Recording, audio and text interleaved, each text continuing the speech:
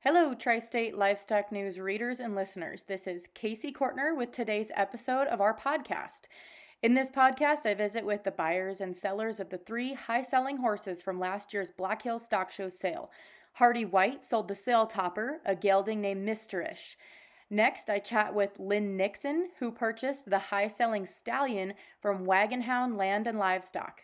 Shortly after, Heather Sanchez, who is the equine breeding manager for the Wagonhound, shares her insights about that great stud. Finally, the seller of the high-selling mare, Karla McDonald, talks about their operation in Montana. Be sure to subscribe to this channel for more agricultural news in the tri-state area and beyond. Gotcha. Yeah, well, for starters, I don't have the pleasure of knowing you in real life. I know we have a lot of mutual friends, but you want to just start by telling me about yourself and where you're located, what you do? Yeah.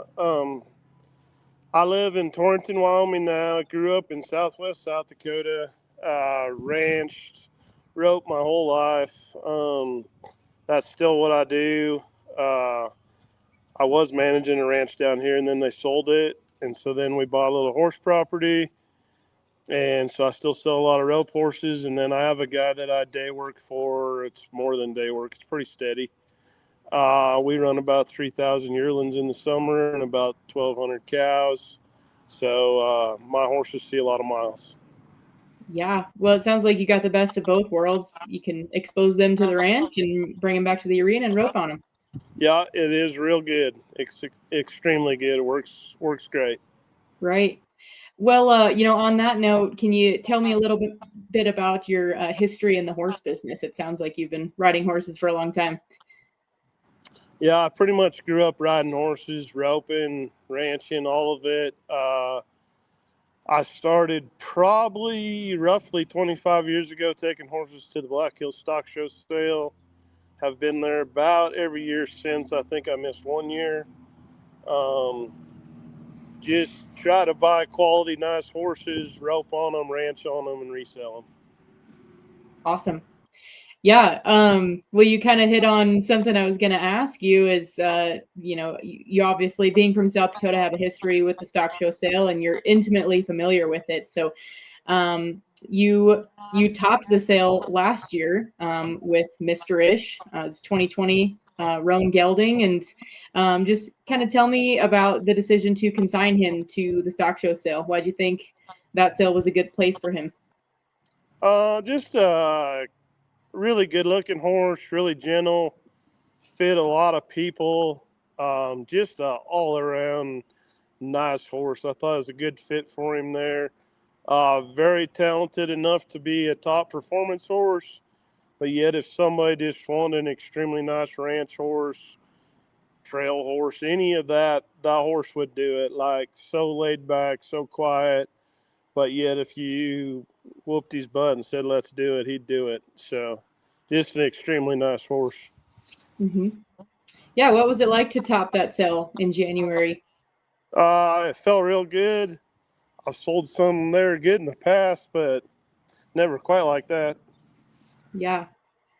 Awesome. Do you got anything for this coming year? I got an extremely nice horse again this year. He'll be 5 years old at sale time also.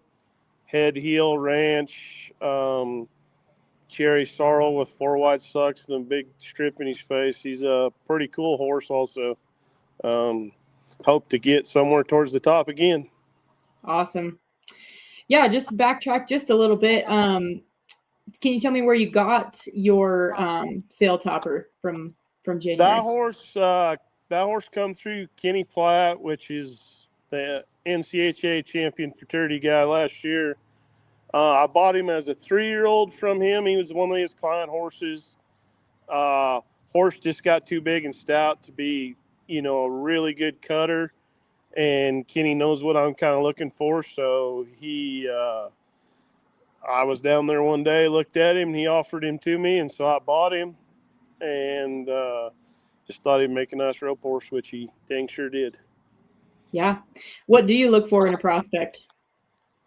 Course color matters. Conformation is a big thing to me still. Good legs, good feet. Just just the ability. They don't all have to be world beaters, but they have to fit a wide variety of people in order to be sellable again. Absolutely. Okay. Anything else you want to add that I forgot to mention? I don't believe so. I guess I don't know.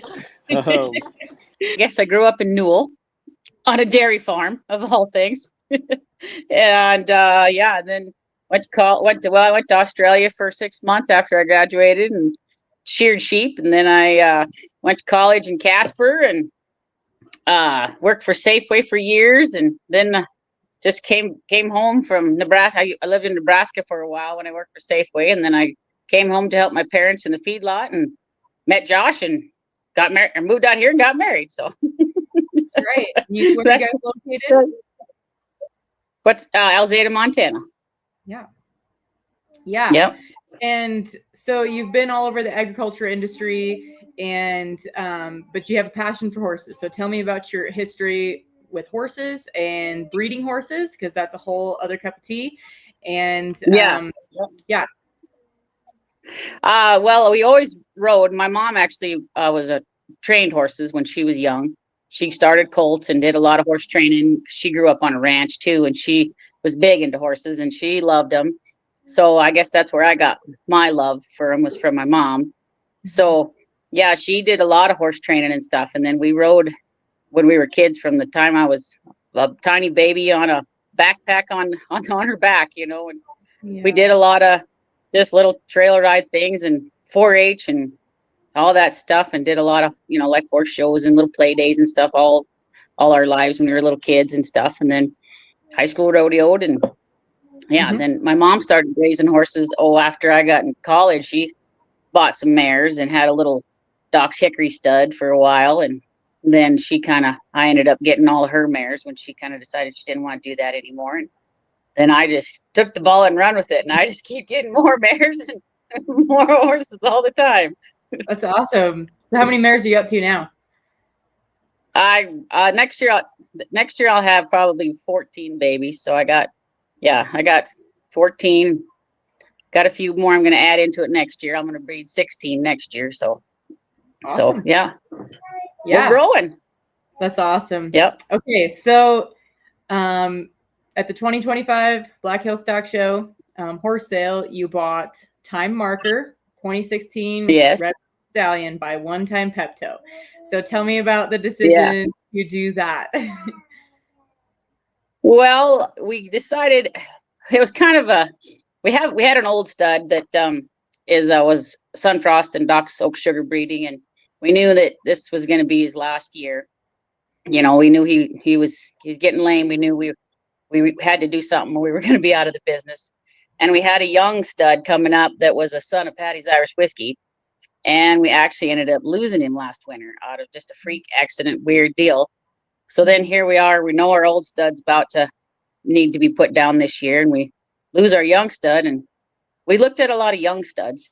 We were going to maybe buy something that was just 2 or 3 and just kind of, you know, they would have been about half the money. But we kind of decided, just a couple of days before the stock show, that if we could get him, we went and talked to the bank and said, will you borrow us some money? And then I got one of my friends to help me a little bit too with that. And yeah, we just decided if we could afford him, it'd be smarter to get something that was already proven, and we already knew what he was. And we talked to them about his colts quite a bit, and had nothing but good things to say about his colts and stuff. So we just decided that, that if we could get him, that he'd be a hell of an asset to our program. So, wow. So it wasn't totally an impulse buy, but it was kind of close. No, kind of. Because there were several studs that were in that sale that we were looking at, but about the couple days before, we were pretty sure that he was what we were going to go hard for, and we were right at our limit. If we couldn't, we weren't going to go much over 50 if we had to. So.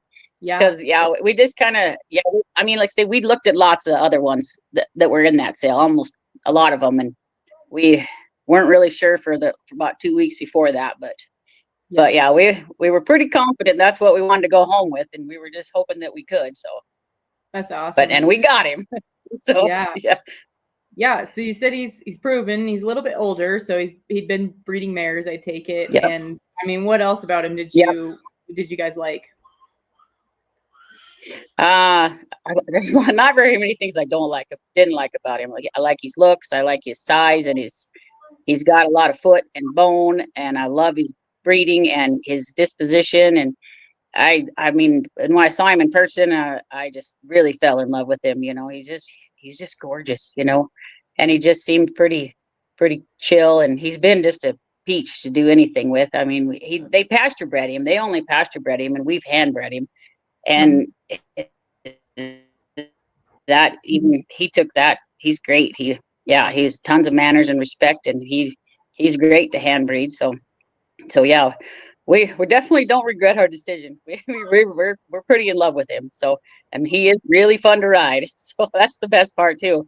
I really like riding him. It's my first time I rode him. My husband said, "God, are you ever going to stop smiling?" And I said, "No, he's just so fun. You know, he's just cool." So yeah, and I like that he's short but stout, but he wears like a size 1 shoe and has foot and bone too. He's not one of them tiny little spindly legged, cut and bred stuff so I like his size and stuff that way, but yeah. Did you talk to the Wagon Hound about him before, or did you just basically see him in person and then visit with him? Or?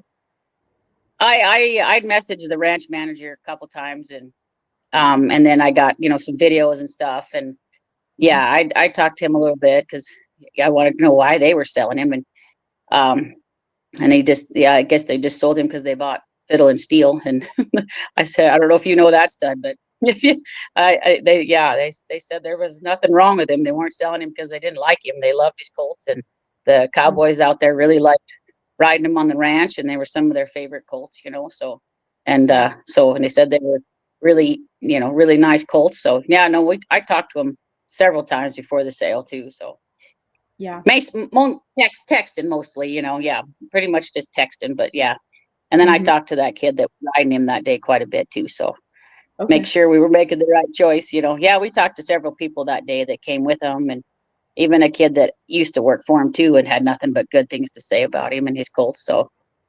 tell me about what your goals were with him and how the first breeding season went with him. Oh, the first breeding season went really good. Pretty much, we had 9 of our own mares we bred to him, and I had 6 outside mares, and the only 2 he didn't get bred, the mares ended up having some serious reproductive problems, so he, the breeding season went really good, and I don't know, I guess I still I think I kind of want to try to maybe ease into maybe showing him, I'm not much into the show and stuff, but that's kind of our goal. I need to promote him, and I kind of want to get him trained on the dummy and get him collected and get some frozen semen, and hopefully sell some, get some more stud fees and some more contracts on him. So get him out there. I'm really excited to see the first colts out of him. So I just wish I didn't have to wait 2 years to ride him.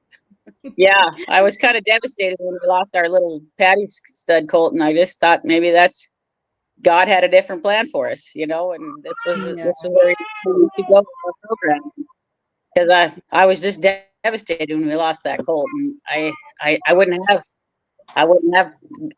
Gordon's what they call him, time marker. I wouldn't have him if we'd have lost that colt, because we would have just kind of put all our eggs in that basket, and sent him to a trainer, and we wouldn't have even went looking for another stud. So I guess God had a different plan for our, so and it's working out pretty good so far. So absolutely, I didn't even have to try.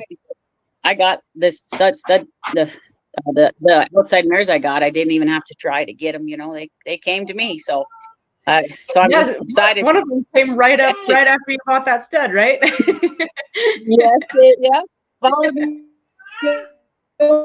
follow me right over there when they're taking pictures, and that they're gonna probably breed 2 or 3 mares a year for hopefully a long time. I hope so. I guess one of my last questions is I assume being in the Alzada area, you probably had a history with the Black Hills Stock Show and the sale, but just tell me about why you like that sale, how you knew it was reputable to buy, to make a purchase like that there.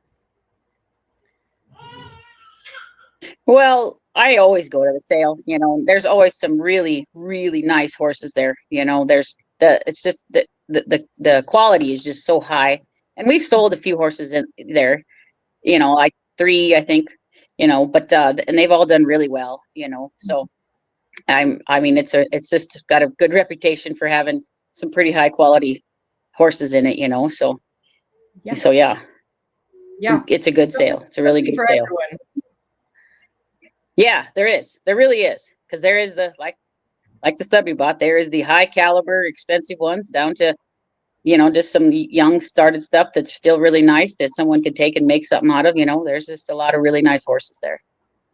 Yeah, absolutely. All right. Well, anything else about Gordon? I just love him, and I'm glad that they put him in that sale because I'm glad he's mine. That's awesome. No, I'm so glad that worked out for you guys. It's super exciting.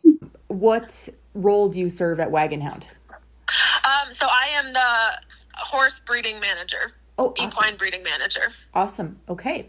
Well, I'm glad I have your contact now. Yeah. Yeah. So was Time Marker raised at the Wagonhound? He was. Yep. We foaled him out. We used to own the mare. We've recently sold her, but we foaled him out there and raised him and started him. He was used on the ranch, and we used him as a breeding stallion. Yeah.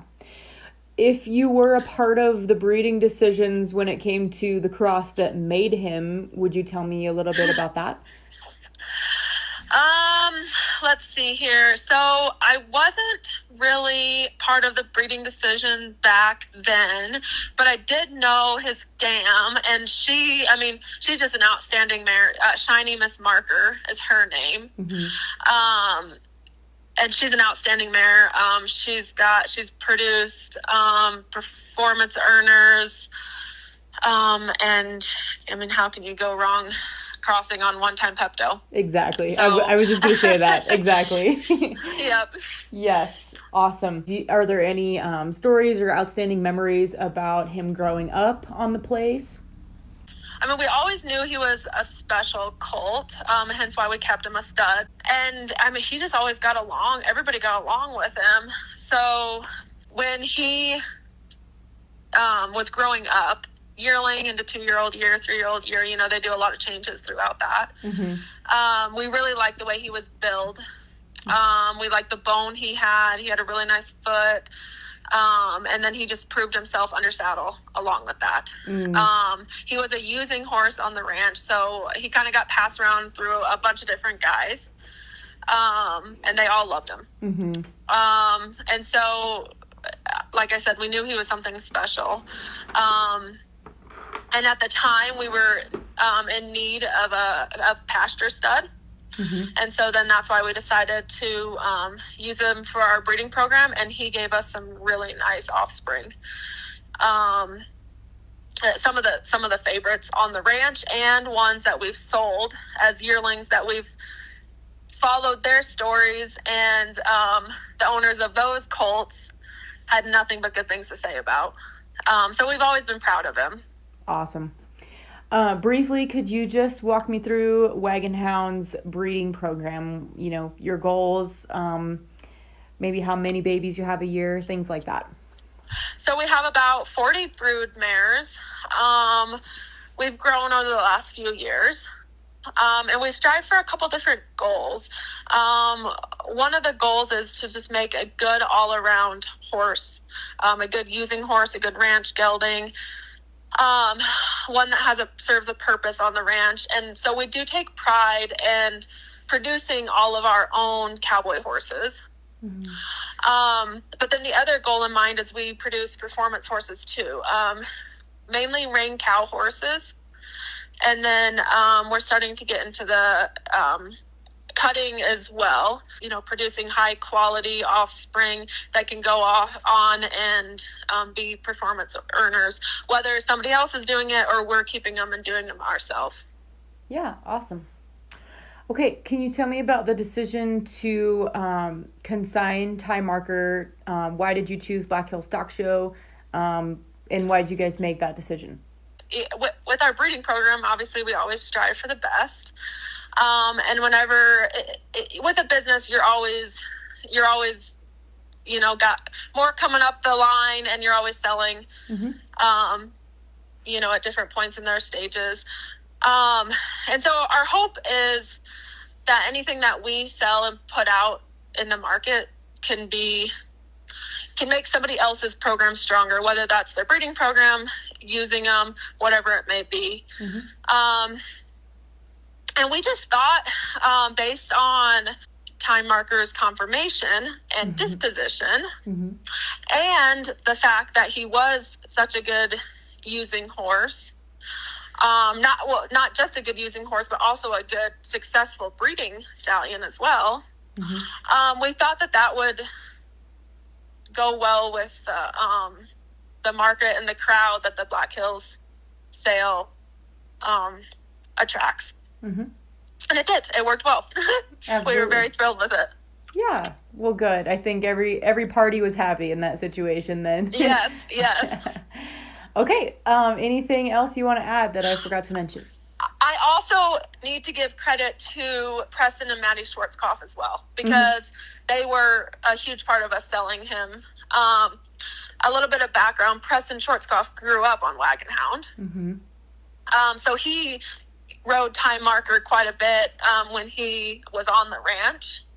And so that's why we chose to have him ride him, sales prep him for us for the sale. He knew him really well, and we knew he'd do an outstanding job. So shout out to Maddie and Preston for just doing the amazing work that they do with our horses. Yeah. They have to have some credit too. So yeah, sure. No, they both do awesome. We always appreciate that the partnership that we have with them. It's kind of fun that he was able to be raised on Wagonhound, and then we can still do work with him, and he can be successful on his own as well. So absolutely. For starters, can we just hear a little bit about yourself, where you're located, what you guys do? Yeah, we live on the Northern Cheyenne Reservation in Lame Deer, outside of Lame Deer, Montana. And we've been in the horse business for all of my life. My dad's a 75-year breeder, and he's 90 years old. He's still living. And wow. my mom is too. And they started this horse business, which I have kind of taken over. And Alina, my daughter, has been part of all of her life. And so my partner's name is Ron Volk, and he and I have been doing this together for about 7 years now. But my parents and I have been in the breeding quarter horse business I'm 62, since 60 years, about that. Yeah, so that's been what we've been doing. We've changed directions a couple of times, and but we kind of keep coming back to the performance and cow horse type horses that we raise. So that's what we do here in Lame Deer. We stand 2 or 3 stallions most all the time, and we have about 30 brood mares, and so that's what we do here in Lame Deer. Awesome. Do you guys ranch as well, or just do the horse deal? Do we what? I'm sorry? Do you ranch as well, or just the horses? Yeah, we do have some cattle, and then I also raise toy Australian Shepherds. That's one of my other things that I do. I'm actually a therapist in my other job, mental health and chemical dependency, but Ron farms in North Dakota, and we have a big farm up there, up by the Canadian border. And but mostly horse ranching and a little bit of cow ranching, we put up a little bit of hay, and just pretty much doing that. So awesome. Yeah. So in January of this year, you guys sold the high-selling mare at the Black Hill Stock Show, DTF Proudest Chick. Yes. By Dash to Fame. So was she home raised? No, I wish she would have been, but we bought her we bought her with full intention of actually trying to cross over onto our son of Metallic Cat, Metallic Shine, and we had her here, and Alina rode her and barrel raced on her for a year, a little over a year, and it became really clear that she just wasn't going to match with our cow horse program. She was pure barrel horse and pure speed, and I think it was a little bit of a leap into my past, because I used to run barrels and Alina used to run barrels, and I grew up showing and training horses, and just kind of like Alina does. Alina doesn't show as much as I do, but I ran barrels most of my life until I got older and stuff, and it's always been a passion of mine. Barrel horses are, I love their breeding and their physique, and I just love everything about them, but we can't raise barrel horses. So we took the hard road and decided to let her go, and she was an amazing mare. She was so talented and so fast, and but she was, I mean, big, almost 16 hands, and really lanky, and just your typical Dash to Fame daughter. She was an amazing mare, and she just wasn't gonna, it wouldn't have done her justice to breed her to a cow horse. Not, our little short cow horse type stallions, she needed to go be a barrel horse. So we let her go. That was really, really difficult, but she needed to go do that and keep moving in her barrel career. So we did that. But our main focus is, we really wanted to think about crossing over and putting a little bit of run in our cow horses, but I think she was just a little too much run, too much barrel horse, straight barrel horse, Sure. So. Yeah. Can you tell me more about the hand that you had in making her? Did you guys buy her young, trainer? We bought her from a lady in North Dakota that started her, and she ran her in the futurities, some of the futurities. She was eligible for the pink buckle and different things, and she ran her. I think she did all of the training on hers. I think she had her from the time she was 2, and we bought her, and Alina ran her. Like I said, she worked a third. She was not completely finished. I wouldn't call her completely finished when we sold her, but Lena did some training with her and worked with her on some of her issues, and really, she took her to the cow pen. I mean, she roped on her, and she took her. I'm not sure the mare had ever been out in the hills, so we just kind of gave her a little bit different perspective, and she got to rope some calves, and she loved it. She really did. She really liked it. And she was good-minded, so she didn't act like a crazy barrel horse. She was really good-minded mare, big and strong, so she could handle, bigger calves and that kind of thing. And so we did that for it. We actually even turned her out for a little while. She kind of had,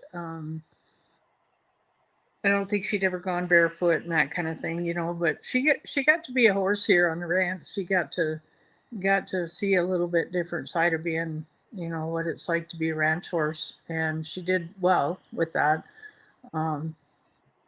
She just way more suited to be a barrel horse, but Alina did all the work on her, and rode her, and like I say, cowboyed on her last summer a little bit, and that's what we did with her. Sure. So yeah. And does she get to go on with her barrel horse career now with her new? She was bought with the intention of running barrels, and the last we knew, she was fitting her up to continue on with her barrel racing career. She went to I can't remember her name right now, but she went to a barrel racer in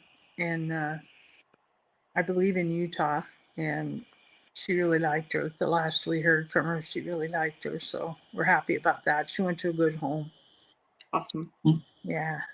Tell me about the decision to consign her to the Black Stock Show. Had you had history with that sale, or why did you think it was a good place to consign her? You know, we go to that sale every year. We developed a sale. My dad, we stood a son of, this is a little diversion to answer your question. We stood a son of sugar bars for a long, long time, and he was the basis of our broodmare program for many years. And so we started the Sugar Bars Legacy Sale in Sheridan, Wyoming, about 27 years ago. My mom and dad and I did. And